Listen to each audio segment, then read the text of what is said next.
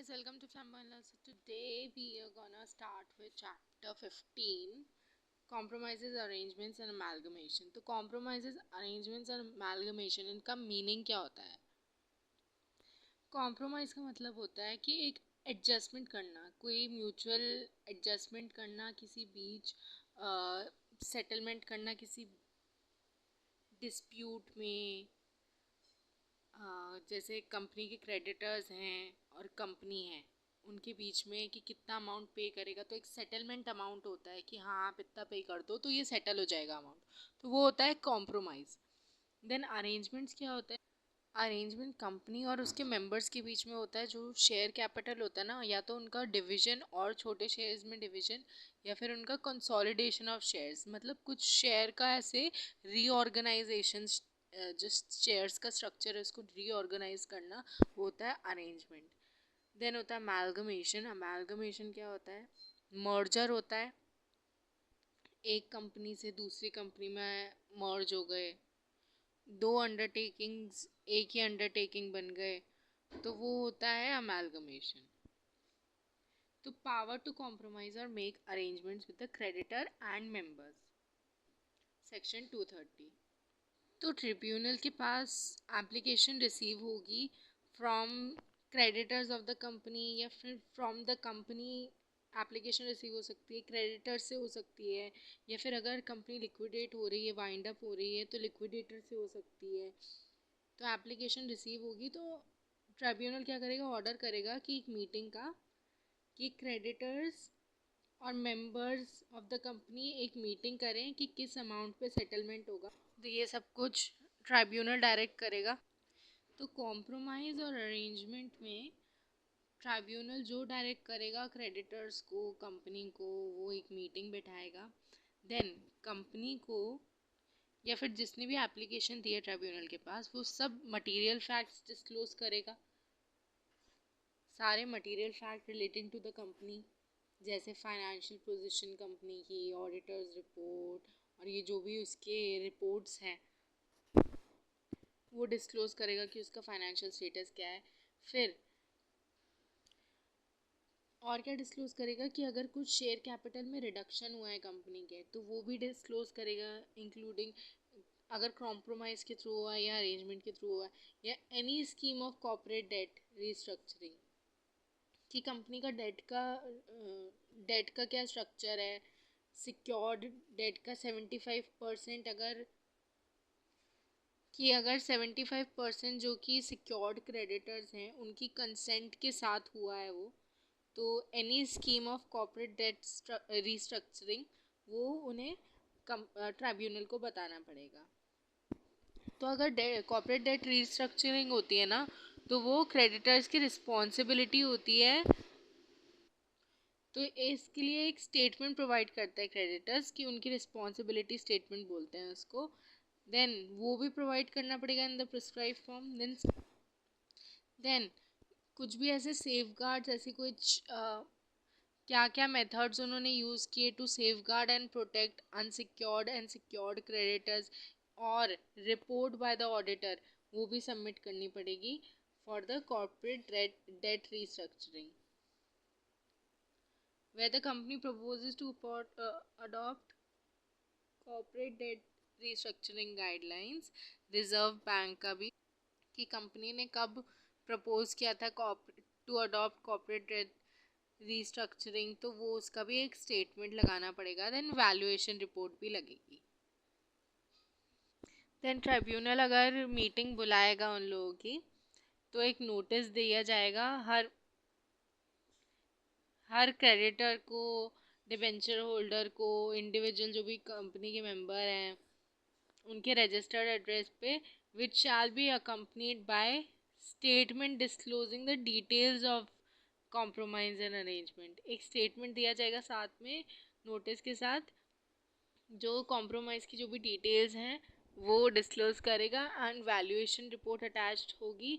और उसमें कुछ भी ऐसा स्टेटमेंट अटैच कर सकते हैं which can show the effect on creditors and की मैनेजर पर्सनस, जो भी प्रमोटर है, नॉन प्रमोटर है, डिबेंचर होल्डर है, कि उन पे क्या इफेक्ट होगा इस अमेलगम ये कॉम्प्रोमाइज एंड अरेंजमेंट का।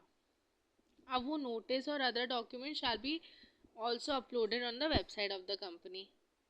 और अगर लिस्टेड कंपनी है तो ये तो सारी कंपनीज की बात हो गई कि वेबसाइट पे तो दोनों कंपनी चाहे लिस्टेड हो चाहे अनलिस्टेड हो। पर अगर लिस्टेड कंपनी है तो उसको सेबी के पास भी वो स्टेटमेंट देना पड़ेगा और न्यूज़पेपर में भी पब्लिश करना पड़ेगा अगर ज़रूरी है तो। और रजिस्टर्ड ऑफिस में उसकी कॉपीज़ रखनी पड़ेगी ताकि अगर कोई भी मांगे वो कॉपीज़ तो उनसे अवेलेबल कराई जाए फ्री ऑफ चार्ज। अब जिन जिन के पास ये नोटिस पहुंचाया गया है उनके पास वोटिंग पावर होती है कि विद इन 1 मंथ वोट कर पाए कि उन्हें करना है कि नहीं हम कॉम्प्रोमाइज़ एंड अरेंज। अब ऑब्जेक्शन कौन कर सकता है इस कॉम्प्रोमाइज़ और अरेंजमेंट पे? जिसके पास एनी पर्सन जिसके पास 10% से ज़्यादा की होल्डिंग हो कंपनी में, या फिर आउटस्टैंडिंग डेट हो नॉट लेस देन 5%, या तो 10% की होल्डिंग हो या आउटस्टैंडिंग डेट हो 5% का। अब और किस किस को नोटिस जाएगा? सब सेक्शन 3 में जो हमने पढ़ा था वो नोटिस सेंट्रल गवर्नमेंट को जाएगा with all the documents, income tax authority को जाएगा, आरबीआई को जाएगा, सेबी को जाएगा, रजिस्ट्रार को जाएगा, जो भी स्टॉक एक्सचेंज में एनएससी बीएससी उसमें वो रजिस्टर्ड है उधर जाएगा, ऑफिशियल लिक्विडेटर को जाएगा and competition commission of India को जाएगा। ये जनरली जो लिस्टेड कंपनीज हैं उनके लिए होता है ये प्रोविजन। और जो भी लोग अफेक्ट हो रहे हैं सेक्टोरल रेगुलेटर्स उन सबको ये नोटिस जाता है और उनको अगर कोई भी रिप्रेजेंटेशन करना है ऑब्जेक्शन करना है तो वो विद इन 30 डेज हो जाना चाहिए। अगर उन्होंने 30 डेज में कोई आंसर नहीं दिया रिस्पॉन्ड नहीं किया तो माना जाएगा कि उनकी साइड से कोई रिप्रेजेंटेशन नहीं है इस प्रपोजल पे।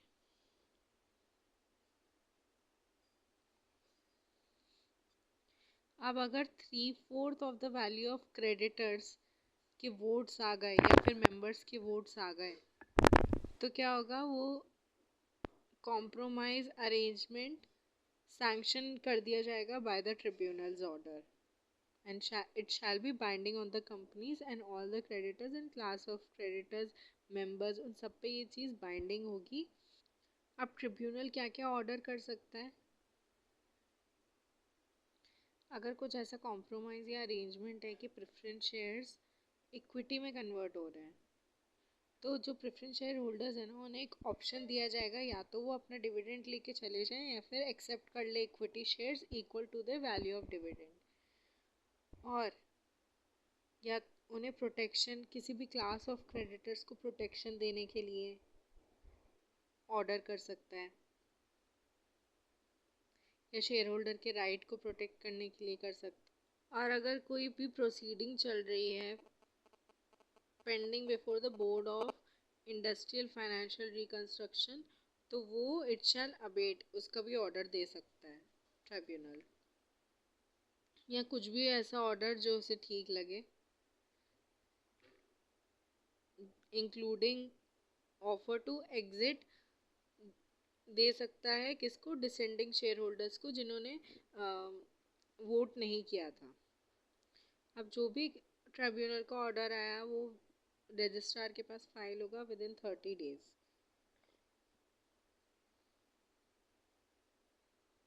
फिर 231 का बोलता है power of tribunal to enforce compromise and arrangement.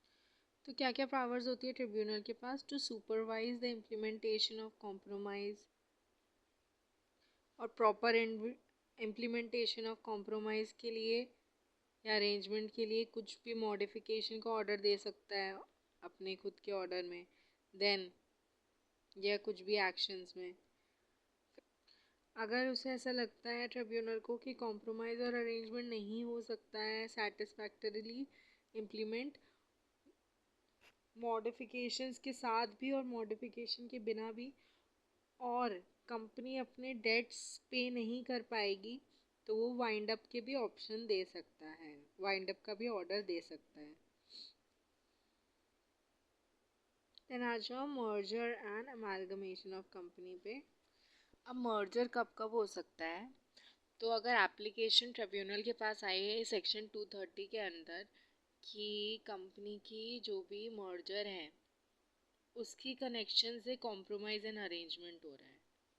मतलब कॉम्प्रोमाइज़ एंड अरेंजमेंट क्यों हो रहा है कंपनी का, it is connected with merger and amalgamation. मतलब दो कंपनीज मिल रही हैं इसलिए उनका रीस्ट्रक्चर हो रहा है, तो इसलिए उनके जो भी क्रेडिटर्स हैं उनमें कॉम्प्रोमाइज़ हो रहे हैं और अरेंजमेंट हो रहा है।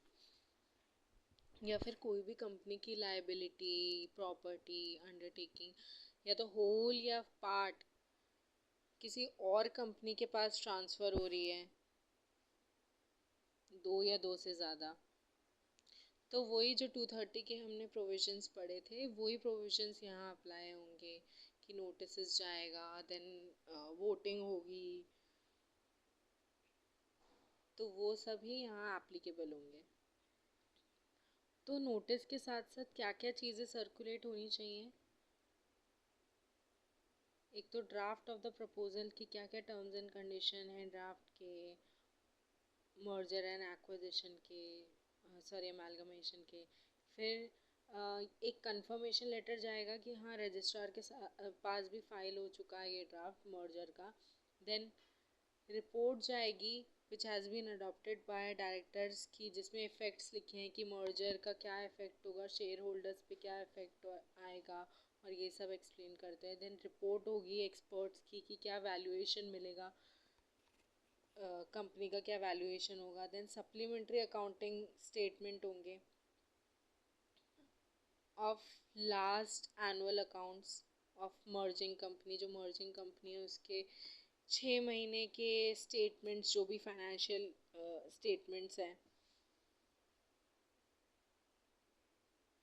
जो पूरे ईयर के फाइनेंशियल स्टेटमेंट है 6 महीने पहले के,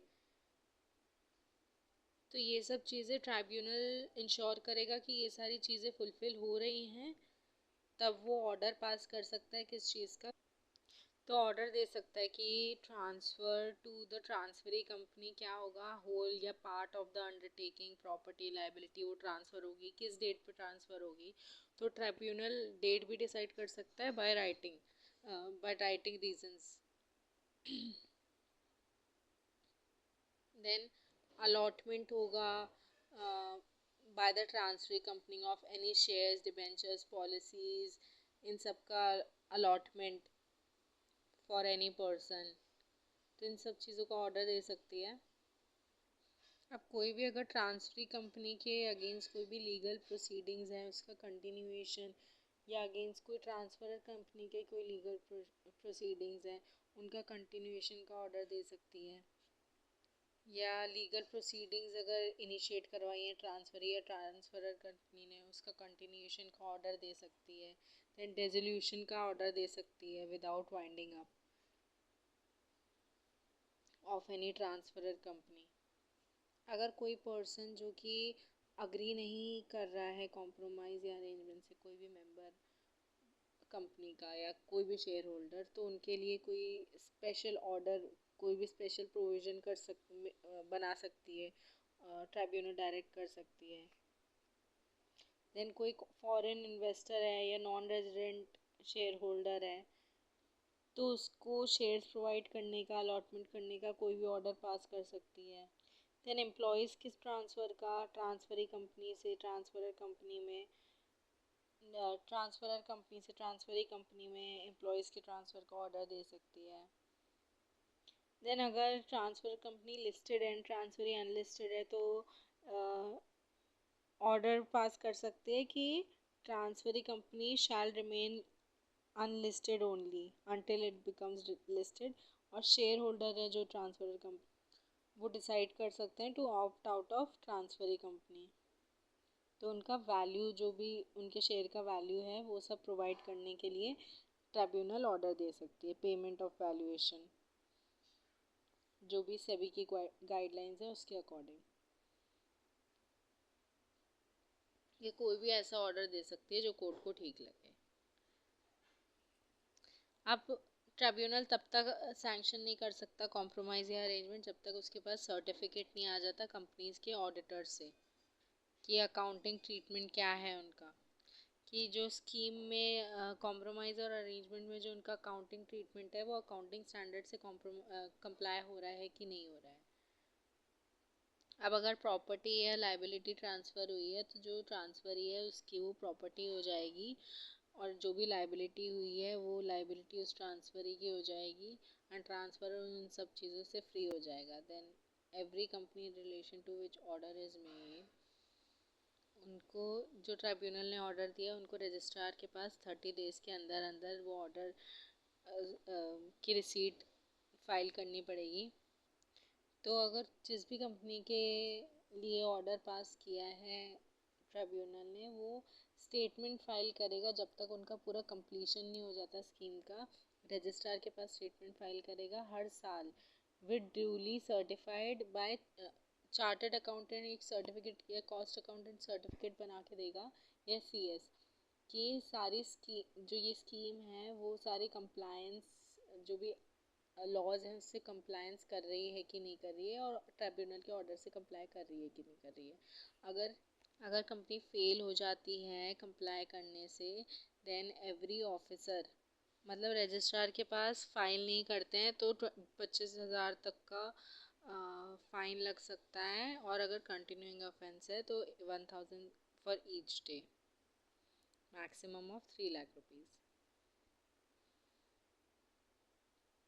सेक्शन 233 मर्जर और अमालगमेशन ऑफ सर्टेन कंपनीज। तो ये सेक्शन 230 एंड 232 से अलग है, बिकॉज 232 में बात हुई थी merger and amalgamation in relation to,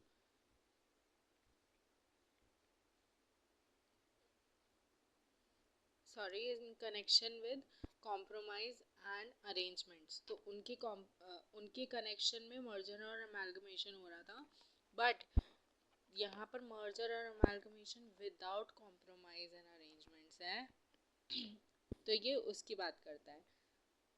अब जैसे वोडाफोन आइडिया का मर्जर हुआ तो वैसे ही कुछ की बात करता है कि दो से ज़्यादा स्मॉल कंपनीज का मर्जर हो सकता है, या फिर होल्डिंग कंपनी कोई पेरेंट कंपनी के साथ उसकी जो डॉटर कंपनी है उसका अमालगमेशन हो सकता है, फिर कोई भी अदर क्लास ऑफ कंपनी का अमालगमेशन हो सकता है। तो क्या क्या उनको डॉक्यूमेंट सर्कुलेट करने पड़ेंगे? नोटिस सर्कुलेट करना पड़ेगा प्रपोज स्कीम का, जिसमें वो इनवाइट करते हैं लोगों से, जो मेंबर्स हैं उनसे ऑब्जेक्शंस या फिर सजेशंस। किससे ऑब्जेक्शन, कहाँ फाइल होगा ये नोटिस? रजिस्ट्रार के पास फाइल होगा, ऑफिशियल लिक्विडेटर के पास फाइल होगा। फिर अगर कुछ भी ऐसे जहाँ पर उनका रजिस्टर्ड ऑफिस सिचुएटेड है वहाँ पर, और किन के पास जाएगा नोटिस? जो भी पर्सन्स जो अफेक्ट हो रहे हैं स्कीम से, जो कि शेयर होल्डर्स हैं, उनके पास विद इन 30 डेज इशू हो जाएगा by the transfer company and the transferee company. अब जो भी उन पर्सन्स ने या रजिस्ट्रार ने, ऑफिशियल लिक्विडेटर ने अगर कोई भी ऑब्जेक्शन किया, तो वो ऑब्जेक्शन कौन, कितने मेंबर्स चलेंगे? तो एक मीटिंग होगी, जनरल मीटिंग, उसमें स्कीम अप्रूव्ड होगी, और जो ऑब्जेक्शंस है वो भी रखे जाएंगे मेंबर्स के सामने। 90% जिनका शेयर होल्डिंग है वो मेंबर्स वहाँ उस मीटिंग में प्रेजेंट होंगे और उनका अप्रूवल लिया जाएगा। मतलब एटलीस्ट 90% जिनका शेयर होल्डिंग है उनका अप्रूवल लिया जाएगा। फिर उसके बाद वो सारी चीज़ें हो गई, नोटिस चले गए, देन वो ऑब्जेक्शंस अप्रूव हो गए 90% ऑफ द शेयर होल्डर्स के सामने। देन उसके बाद क्या होगा? दोनों कंपनीज, ट्रांसफर एंड ट्रांसफरी, वो मर्जर की file with declaration of solvency registrar के पास फाइल करेंगे। देन स्कीम अप्रूव होगी अगर 9/10 in the value of creditor या क्लास ऑफ क्रेडिटर, जो भी क्रेडिटर है उनके 9/10 क्रेडिटर से वो स्कीम अप्रूव हो जाएगी। ये चीज़ कन्वे कर दी जाएगी जो भी कंपनी के मेंबर्स हैं by giving a notice of 21 days along with the scheme to the creditors and it shall be approved in writing। अब ये सब नोटिस किसके पास जाएगा? स्कीम की कॉपी जाएगी सेंट्रल गवर्नमेंट के पास, रजिस्ट्रार के पास, ऑफिशियल लिक्विडेटर के पास, जहाँ कंपनी सिचुएटेड है वहाँ के जो रजिस्ट्रार हैं उनके पास, या और official liquidator and central government.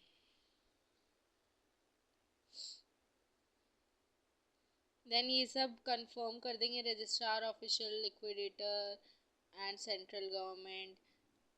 अगर वो उनको कोई भी ऑब्जेक्शन है तो विद इन 30 days वो ऑब्जेक्शन राइटिंग में प्रोवाइड करेंगे कंपनी को। अगर कुछ भी ऐसा कम्युनिकेशन उन्होंने नहीं किया, रिस्पॉन्ड नहीं कर नोटिस का, तो ऐसा मान लिया जाएगा कि उनको कोई ऑब्जेक्शन नहीं है। देन अगर सेंट्रल गवर्नमेंट को लगता है कि पब्लिक इंटरेस्ट के खिलाफ है ये मर्जर, तो विद इन 60 days ट्राइब्यूनल में फाइल कर देगा उसकी एक application stating their objections obviously. तो अब ट्रिब्यूनल वो गो थ्रू करेगा उस एप्लीकेशन को, और फिर जो ऑर्डर उसे ठीक लगता है ट्रिब्यूनल को वो पास कर देगा। देन अगर कंफर्म हो गया है ये सेंट्रल गवर्नमेंट से, तो कंफर्मेशन रजिस्ट्रार के पास फाइल हो जाएगा एंड रजिस्ट्रेशन ऑफ उसका, उन दोनों कंपनीज मर्ज हो जाएंगी और उनका जो ट्रांसफरर कंपनी है उसको डिसॉल्व मान लिया जाएगा विदाउट बाइंडिंग अप। अब इस स्कीम का क्या इफेक्ट होगा? जो भी प्रॉपर्टीज लाइबिलिटीज वगैरह होंगी ट्रांसफर कंपनी की, वो ट्रांसफर ही कंपनी की बन जाएंगी प्रॉपर्टीज एंड लाइबिलिटीज। कोई भी चार्जेस होंगे जो कि प्रॉपर्टी पे होंगे ट्रांसफर कंपनी के, वो अब चार्जेस ट्रांसफरी कंपनी के हो जाएंगे। कोई भी लीगल प्रोसीडिंग्स होंगी which has been initiated by और अगेंस्ट ट्रांसफर कंपनी, वो ट्रांसफरी कंपनी कंटिन्यू करेगा। या फिर scheme provides the purchase of share, कुछ परचेज ऑफ शेयर है या फिर held by dissenting shareholders, उनका सेटलमेंट कौन करेगा? और क्रेडिटर्स का जिन्होंने अग्री नहीं किया है उनका सेटलमेंट ट्रांसफरी कंपनी की लाइबिलिटी होगी।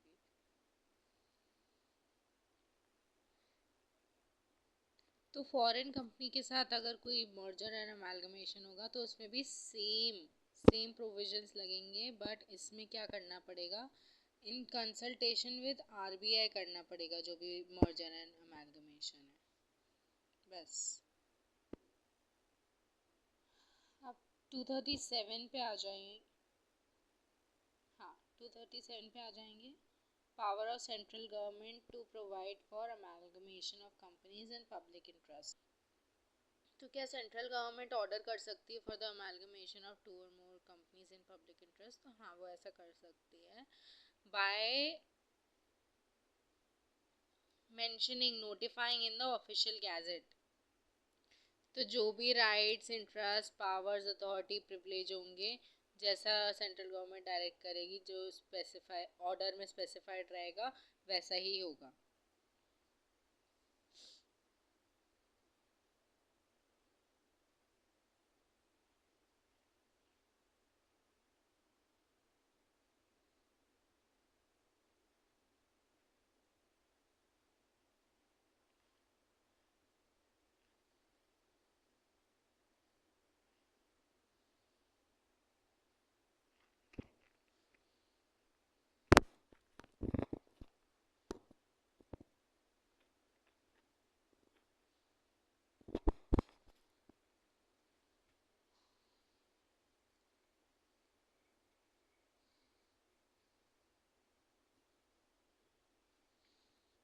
अब जो भी लीगल प्रोसीडिंग्स वगैरह हैं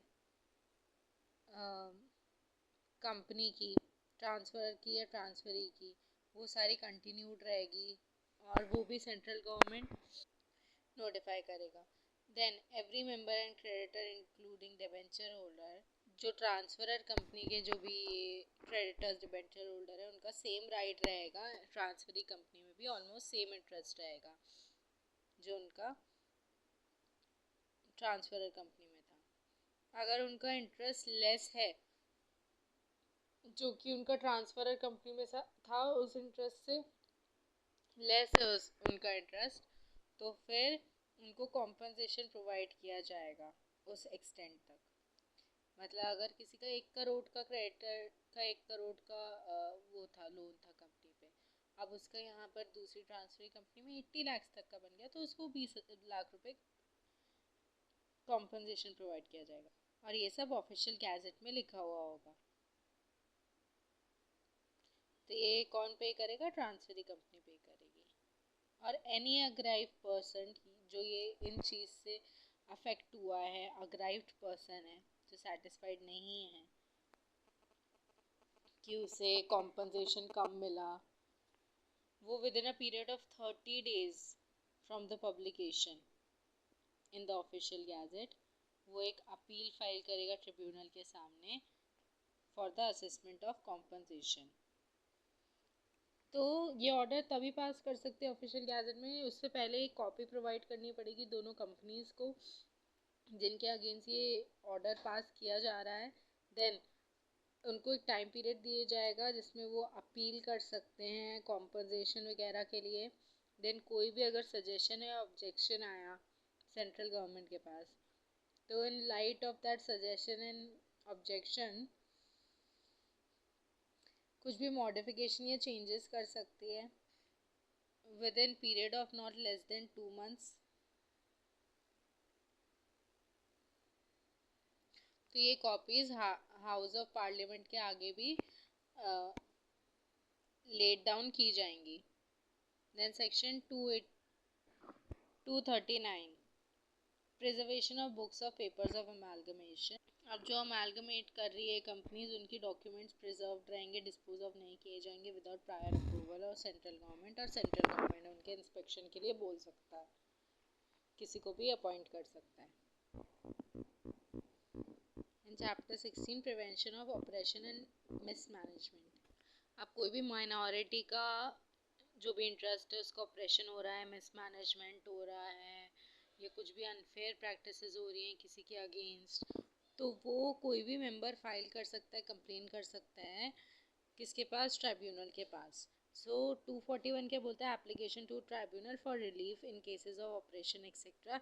any member who complains that the affair of company have been conducted in a manner prejudicial to public interest, जो कि पब्लिक इंटरेस्ट के खिलाफ है, वो हो रहा है तो या फिर कोई ऐसा मटेरियल चेंज हो रहा है जो कि interest of creditors, debenture holder, share holder के अगेंस्ट है, या फिर ऑल्टरेशन है board of directors, ownership of the company, share holder का, जो कि इंटरेस्ट के अगेंस्ट है कंपनी के, तो they may apply to the tribunal for any relief. Then central government भी ट्रिब्यूनल के आगे एप्लीकेशन रख सकती है अगर उसे लगता है कि किसी भी कंपनी में कुछ भी मिसकंडक्ट हैपन हो रहा है जो कि पब्लिक इंटरेस्ट के अगेंस्ट है। तो अगर सेंट्रल गवर्नमेंट को ऐसा लगता है कि कोई भी person has been guilty of fraud, misfeasance या कोई भी नेग्लिजेंस, उसने ऐसे किसी भी ब्रीच ऑफ ट्रस्ट या कोई भी ऐसा लॉ का डिफ़ॉल्ट किया हो, तो वो फाइल कर सकता है एप्लीकेशन ट्रिब्यूनल के सामने। या फिर उसे ऐसा लगता है कि बिजनेस ऑफ कंपनी जो है वो सही से कंडक्ट नहीं हो रहा है, उसमें साउंड बिजनेस प्रिंसिपल्स नहीं है, तो फिर तब भी सेंट्रल गवर्नमेंट कर सकती है एप्लीकेशन। या फिर जो कंडक्ट है बिजनेस का, it can cause serious injury damage to the interest of trade, industry, business, जहाँ पर कंपनी वर्क कर रही है जिस फील्ड में, तो तब भी फाइल कर सकते हैं। And the business of company has been conducted in intent to defraud its creditors, तो तब भी पब्लिक इंटरेस्ट के लिए सेंट्रल गवर्नमेंट फाइल कर सकती है ट्रिब्यूनल के आगे।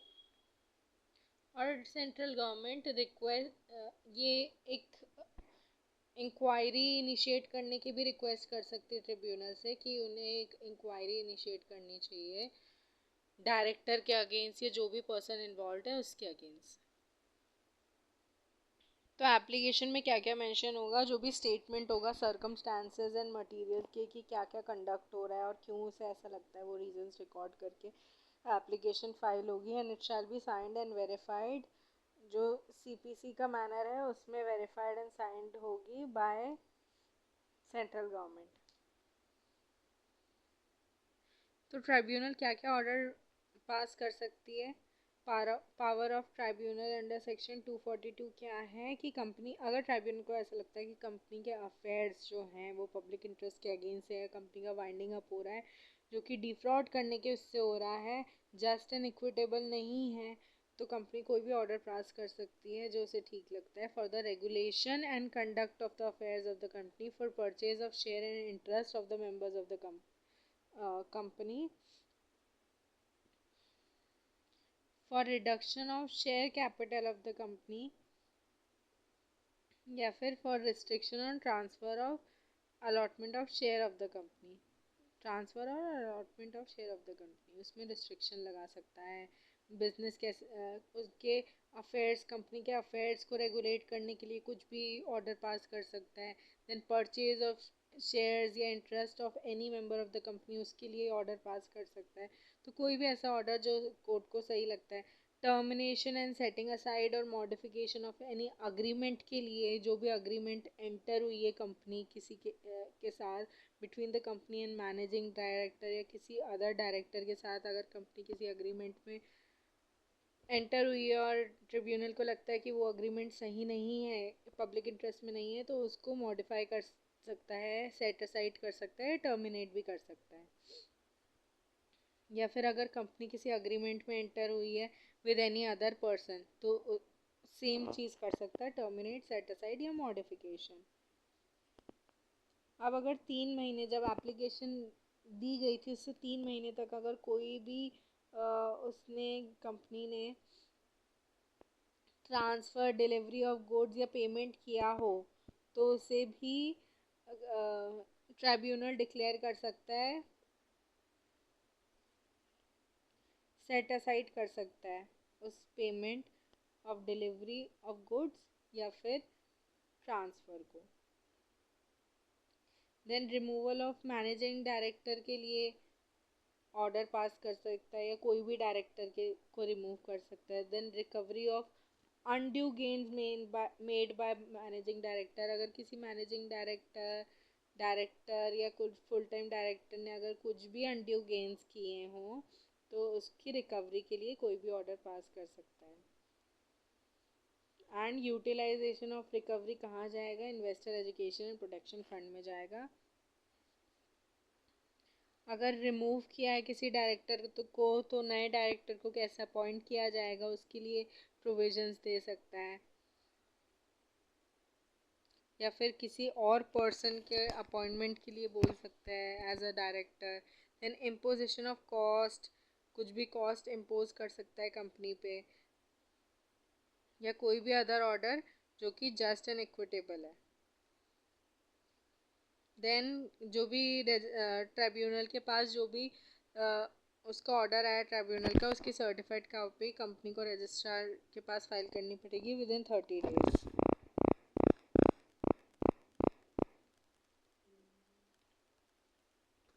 और ट्राइब्यूनल कोई इंटरिम ऑर्डर भी पास कर सकता है अगर उसके पास कोई भी एप्लीकेशन फाइल हुई किसी पार्टी से, तो वो इंटरिम ऑर्डर पास कर सकता है for the regulation of conduct of companies affair. तो अगर ट्रिब्यूनल ऑर्डर भी दे सकता है ये कि कुछ मेमोरेंडम या आर्टिकल ऑफ एसोसिएशन में ऑल्टरेशन किए जाएं, और कंपनी जो ऑर्डर में प्रोवाइडेड है वो सभी ऑल्टरेशन कर सकती है, उसके ही अकॉर्डिंगली ऑल्टरेशन कर सकती है, उसकी ज़्यादा ऑल्टरेशन नहीं कर सकती, उसकी पावर नहीं दी है। फिर then certified copy of altering जो ऑर्डर मिला है कंपनी को, वो विद इन 30 डेज रजिस्ट्रार के पास फाइल हो जाएगा। देन अगर कंपनी कॉन्ट्रवीन करती है इस प्रोविजन से, then it shall be punishable with fine of 1 lakh which can extend up to 25 lakh rupees. और अगर कोई ऑफिसर डिफॉल्ट करता है, he shall be punishable with fine not less than 25,000। Then section 244 right to apply under section 241। तो किसके पास right होता है 241 में? ट्रिब्यूनल के पास एप्लीकेशन देने का कि उनके अगेंस्ट ऑपरेशन हो रहा है या मिसमैनेजमेंट ऑफ कंपनी हो रहा है, किनके पास राइट होता है? तो अगर कंपनी लिमिटेड बाय शेयर्स हैं, शेयर कैपिटल हैं, then not less than 100 members of the company और not less than 1/10 of the total number of it members, या तो 1/10 या फिर 100, विच एवर इज लेस। और अगर company does not have any share capital, then 1/5 of the total number of its member application कर सकते हैं ट्रिब्यूनल के पास। पर अगर ट्रिब्यूनल को लगता है तो ये दोनों कंडीशन वेव ऑफ भी हो सकती है।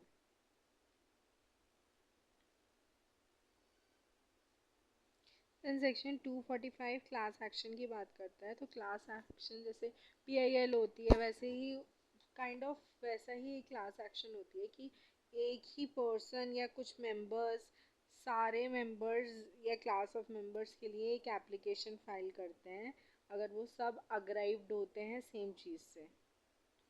तो सच मेंबर्स और क्लास ऑफ मेंबर्स या depositors of any class of them क्या कर सकते हैं, अगर वो कंपनी के मैनेजमेंट या कंडक्ट से खुश नहीं है तो फाइल कर सकते हैं एप्लीकेशन ट्रिब्यूनल के सामने on behalf of all of the members and all of the depositors to seek orders from the court related to restrain the company from committing any act which is ultra-vires to the article of association या memorandum of association।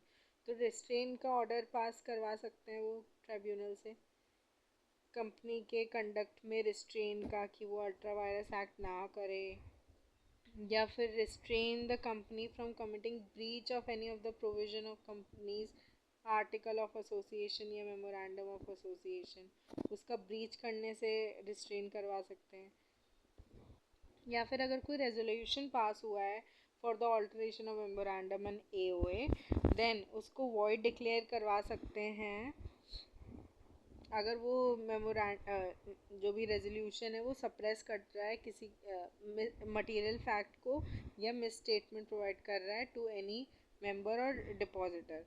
ये restrain कर सकते हैं company को या director को to act on such resolution जो कि किसी के मिस स्टेटमेंट प्रोवाइड कर रहा है या फिर मटेरियल फैक्ट को सप्रेस कर रहा है। Then restrain the company from doing any contrary to the provision of this act। कोई भी ऐसा एक्ट करे जो इस प्रोविजन के इस एक्ट के प्रोविजन के कॉन्ट्ररी हो, या रिस्ट्रेन कर सकते हैं कंपनी को from taking any action contrary to the resolution pass by its members. जो रेजोल्यूशन पास हुआ उसके अगेंस्ट कुछ भी एक्शन कर रहा है उसको रिस्ट्रेन कर सकते हैं। Then claim damages compensation demand any suitable action, उसके लिए फाइल हो सकती है क्लास एक्शन सूट।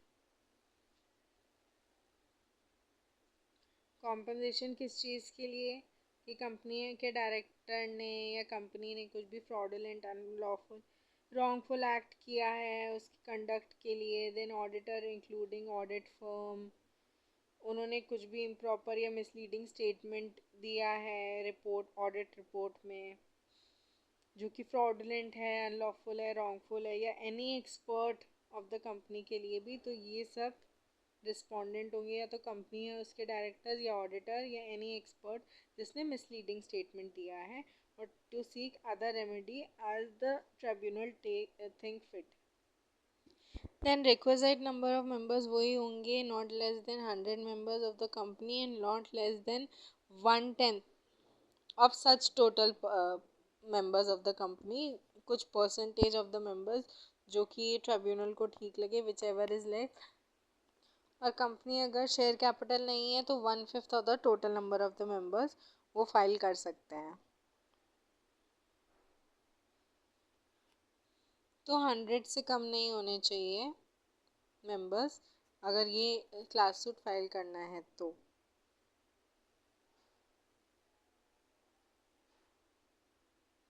अब ट्रिब्यूनल को ये इंश्योर करना पड़ेगा जो भी मेंबर्स ने ये एप्लीकेशन दी है वो they are acting in good faith for by making an application for seeking the order, या फिर एनी एविडेंस बिफोर इट वो सही है क्या, वो किसी पर्सन का इन्वॉल्व कर रहा है अगर अदर देन डायरेक्टर, तो उसको तो ट्रिब्यूनल को वो एविडेंस भी देखना पड़ेगा उस मेंबर या डायरेक्टर के against.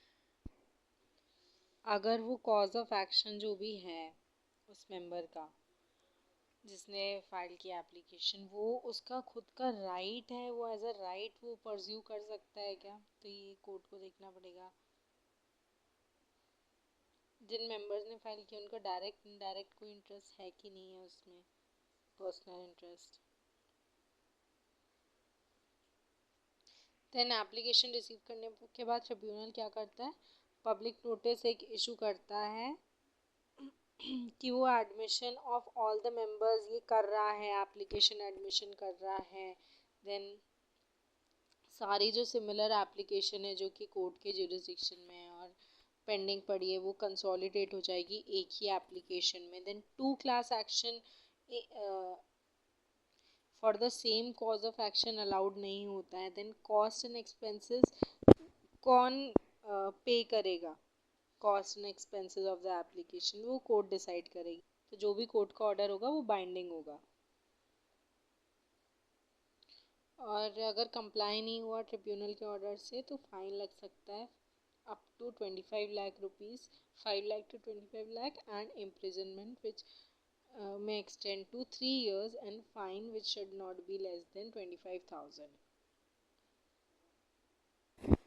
Then this chapter can be skipped. Chapter 18 removal of names of company from the register of companies. 248 क्या बोलता है कि पावर ऑफ रजिस्ट्रार, रजिस्ट्रार के पास पावर होती है to remove the name of the company, और removal of name of the company को winding up नहीं बोलते हैं, डिसोल्यूशन बोलते हैं। तो कंपनी डिसॉल्व मानी जाती है from the register of companies. Then registrar को अगर ऐसा लगता है कि company has failed to commence its business, मतलब 1 साल हो गया उसके इनकॉर्पोरेशन को और कंपनी ने कुछ बिजनेस ही नहीं किया है अपना 1 साल में, एकदम स्लीपिंग पोजीशन पे है, कोई एक्टिविटी नहीं है, तो फिर वो डिज़ोल्व करवा सकता है रजिस्ट्रार एप्लीकेशन देके।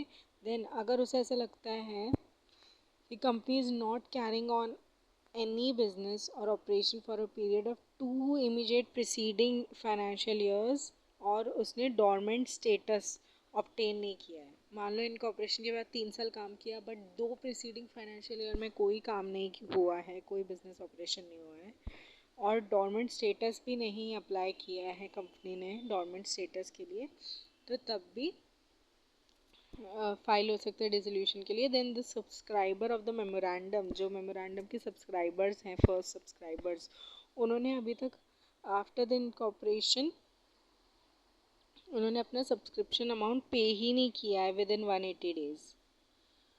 और कंपनी ई क्या बोलता है क्लॉज ई, कि कंपनी ने कोई बिजनेस ऑपरेशन नहीं किया है after physical verification has been carried out. तो क्या करेगा रजिस्ट्रार, एक नोटिस सेंड करेगा कंपनीज को और ऑल डायरेक्टर को with intention to remove its companies name from the register of company, और रिक्वेस्ट करेगा कि वो अपने representation along with copies of relevant document within 30 days registrar के पास सबमिट करें।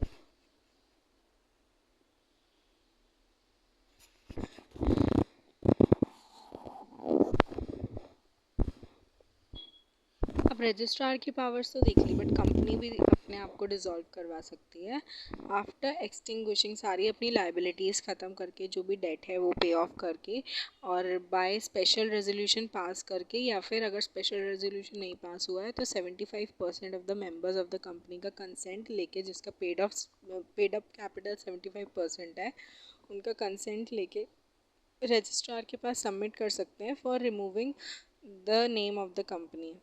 एक एप्लीकेशन सबमिट हो सकती है from the registrar of to the registrar of the company for removal of name from the register of companies on any of the grounds in subsection 1। ये सारे grounds पे कंपनी भी अपने आप को रिमूव करा सकती है। तो रजिस्ट्रार क्या करेगा, एप्लीकेशन रिसीव करेगा and then public notice issue करेगा। देन रेगुलेटरी बॉडीज़ जो हैं उनका अप्रूवल भी नेसेसरी है अगर कोई स्पेशल एक्ट में रेगुलेट होती है वो कंपनी। देन सेक्शन 8 वाली जो कंपनीज हैं उनमें उनका डिसोल्यूशन नहीं हो सकता है ऐसे इस प्रोसीजर के थ्रू। तो ये नोटिस जो है जो रजिस्ट्रार इशू करता है, ये प्रिस्क्राइब्ड मैनर में ऑफिशियल गैजेट में भी रिकॉर्ड होगा, मेंशन होगा for the information to the general public. Then 30 दिन का टाइम देता है रजिस्ट्रार कंपनी को। अगर वो 30 दिन एक्सपायर हो जाते हैं तो वो स्ट्राइक ऑफ कर सकता है रजिस्टर से उनका नाम, और ऑफिशियल गैजेट में पब्लिश कर सकता है, और फिर कंपनी डिसॉल्व हो जाएगी। Then even after the date of order of removing the name of the company, जो भी आउटस्टैंडिंग अमाउंट है कंपनी की लाइबिलिटीज़ हैं वो पे ऑफ हो जानी चाहिए जो भी कंपनी के एसेट हैं उनके साथ। देन जो जिनका नेम स्ट्राइक ऑफ हो गया है रजिस्टर से, उनको भी ट्राइब्यूनल के पास पावर होता है उनका वाइंडिंग अप का, उनका उस कंपनी का लिक्विडेशन का ऑर्डर पास करने का।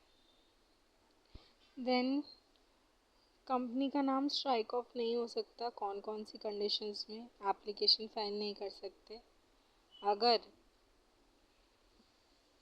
At any time in the previous 3 months में कंपनी ने अपना नेम चेंज किया है, या फिर अपना रजिस्टर्ड ऑफिस शिफ्ट किया एक स्टेट से दूसरी स्टेट में, या फिर it has made any disposal for the value of property, कुछ ऐसे राइट्स अपने उसके डिस्पोजल ऑफ किया है।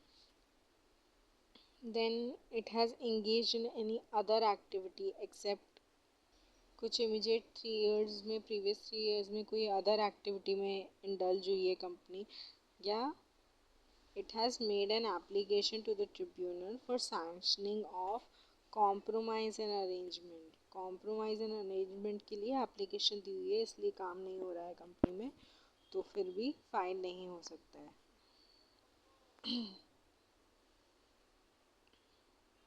or else it is being wound up by insolvency and bankruptcy code के अंडर वो उसका वाइंडिंग अप का ऑर्डर दिया हुआ है।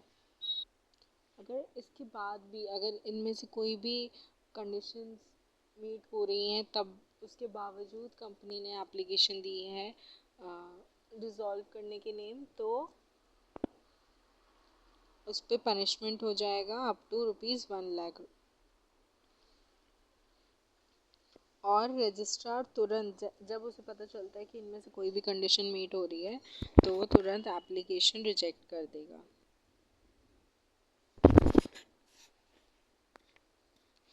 Then effect of company notified as dissolved। तो क्या इफेक्ट होगा? जो भी नोटिस इशू कर मतलब पब्लिकली ऑफिशियल गैजेट में मेंशन कर दिया जाएगा कि कंपनी डिसॉल्व हो गई है, उसकी लाइबिलिटीज़ उन्हें पे ऑफ करनी पड़ेगी एंड उनका certificate of incorporation cancel out हो जाएगा।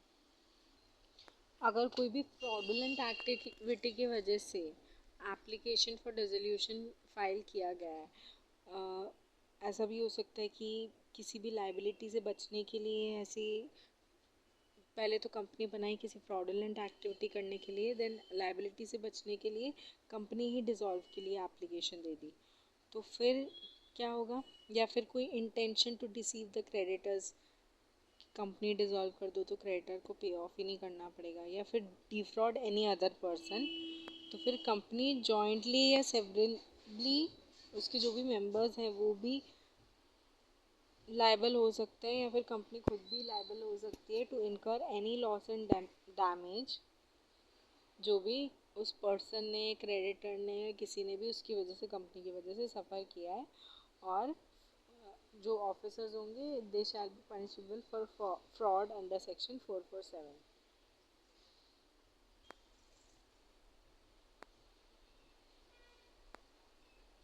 Then appeal to tribunal.